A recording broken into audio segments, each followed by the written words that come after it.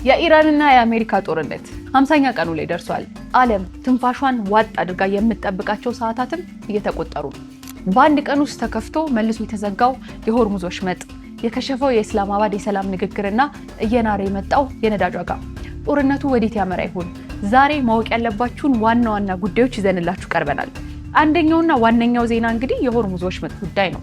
ትላንት የኢራኑ የውጭ ጉዳይ ሚኒስቴር ወሽመጡ ለንግድ መርከቦች ክፍት መሆኑን ሲያበስሩ በነዳጅ ዋጋ ላይ በአንድ ጊዜ በ9 በመቶ ቅናሽ ታይቶ ነበረ። ነገር ግን ከሰዓታት በኋላ ደግሞ የኢራን ፓርላማ ውሳኔውን በመሻር ወሽመጡ እንደተዘጋ እንዲቆይ አድርጓል። ፕሬዚዳንት ትራምፕ በበኩላቸው የአሜሪካ የባህር ኃይል ከበባ የሚነሳው ኢራን ሙሉ በሙሉ ስትስማማ ብቻ እንደሆነ ገልጸዋል። በኢስላማባድ ለ21 ሰዓታት የተካሄደው የሰላም ንግግር ያለ ስምምነት ሊበተን ችሏል ማለት ነው። የውይይቱ መፍረሻ ምክንያት ደግሞ ዩራኒየም ነው።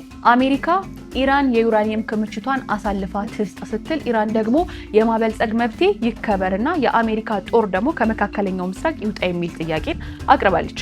አሁን እንግዲህ የተኩስ አቁም ስምምነቱ ሊያበቃ ጥቂት ቀናት ብቻ ሲቀሩ ትራምፕ ስምምነት ካልተደረገ ቦምብ መጣል እንጀምራለን እያሉ ደግሞ ዛቻቸውን እያቀረቡ ይገኛሉ። ይህንን ተከትሎ አሜሪካ ከሚያዝያ 13 ጀምሮ የባህር ላይ ከበባዋን ወይም ደግሞ ናቫል ብሎኬድ የሚባለውን በማጠናከር የኢራን ነዳጅ መርከቦች እንዳይንቀሳቀሱና ለሁቲዎች ደግሞ የሚደርሰው ድጋፍ እንዲቋረጥ አድርጋለች። የሆርሙዝ ሰርጥም ለሶስተኛ ጊዜ ተዘግቷል። ባለፉት 50 ቀናት ፍጥጫም እንግዲህ የዓለም ኢኮኖሚና ሎጂስቲክስ እጅጉን በሚባል ሁኔታ ተስተጓጉሏል። የነዳጅና የምግብ ዋጋ ደግሞ አሻቅቧል። የገልፍ አካባቢም የኢንቨስትመንት ዋስትና እንግዲህ ሊፈተን ችሏል።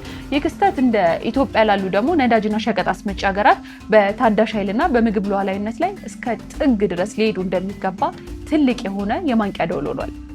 ጦርነቱ እንግዲህ ዛሬም በውጥረት ውስጥ ቢቀጥልም የዓለም ሕዝብ ተስፋ ግን አሁንም ቢሆን በዲፕሎማሲያዊ ንግግሮች ስኬት ላይ ነው። ጦርነቱ የእያንዳንዳችንን ኪስም ደግሞ እየነካ ነው። የነዳጅ ዋጋ ጦርነቱ ከመጀመሩ በፊት ከነበረበት በ20 በመቶ ጨምሯል። በሌላ በኩል ደግሞ ኢራን በታሪክ ረጅሙ የተባለውን የኢንተርኔት መዘጋትም እያስተናገደች ነው። ላለፉት 50 ቀናት ኢንተርኔት በ1 በመቶ ደረጃ ላይ ብቻ ይገኛል።